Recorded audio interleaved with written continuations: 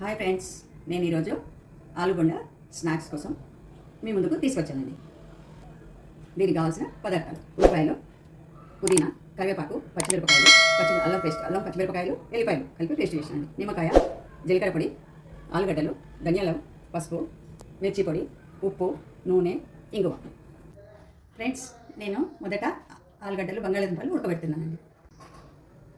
ఆలుగడ్డలు ఉడికినాయి ఫ్రెండ్స్. పొట్టు తీసుకొని వీటిని స్మాష్ చేసుకున్నానండి.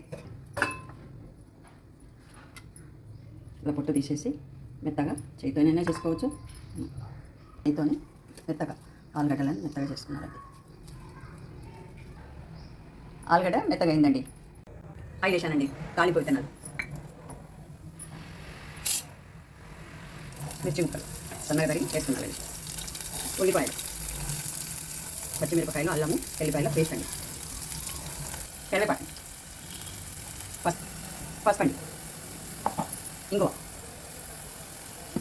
ధనియాల పొడి, జీలకర్ర పొడి.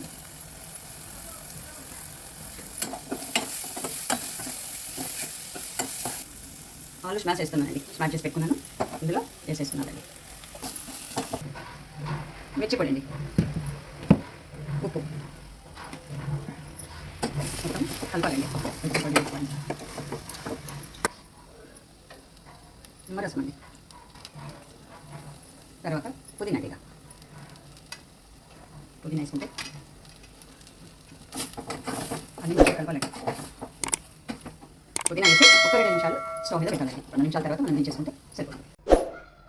ఆలు మసాలాను తయారు చేసి మనం రౌండ్గా ఇలా ఉండాలి చేసుకొని ఇలా పెట్టేసుకున్నామండి.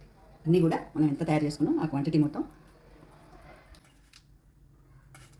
వామండి, ఇలా మనం నలిసేస్తే స్మెల్ మంచిగా ఉంటుందండి. మనం వేసుకునేది శనగపిండి కదండి, మంచిగా కూడా మనకు అరుగుతుంది, తిన్న మంచిగా ఉంటుంది. ఆలుగడ్డ కోసం నేను శనగపిండిని తయారు చేసుకుంటున్నానండి. కొంచెం పలుసగా తయారు చేసుకున్నానండి. ఇది బోండా కాబట్టి బోండాకి శనగపిండి రెడీ అయిందండి. ఆలు బొండగా మనము ఉండలు చేసుకున్నాం కదండి. ఈ శనగపిండిలో వేసి మనము ఆయిల్లో డీప్ ఫ్రై చేసుకున్నామండి.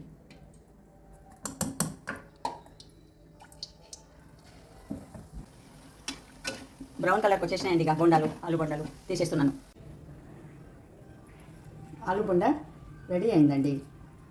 ఇలా మనము చాలా స్మూత్గా ఉంటుంది. లైక్ చేయండి, సబ్స్క్రైబ్ చేయండి. Thank you for watching.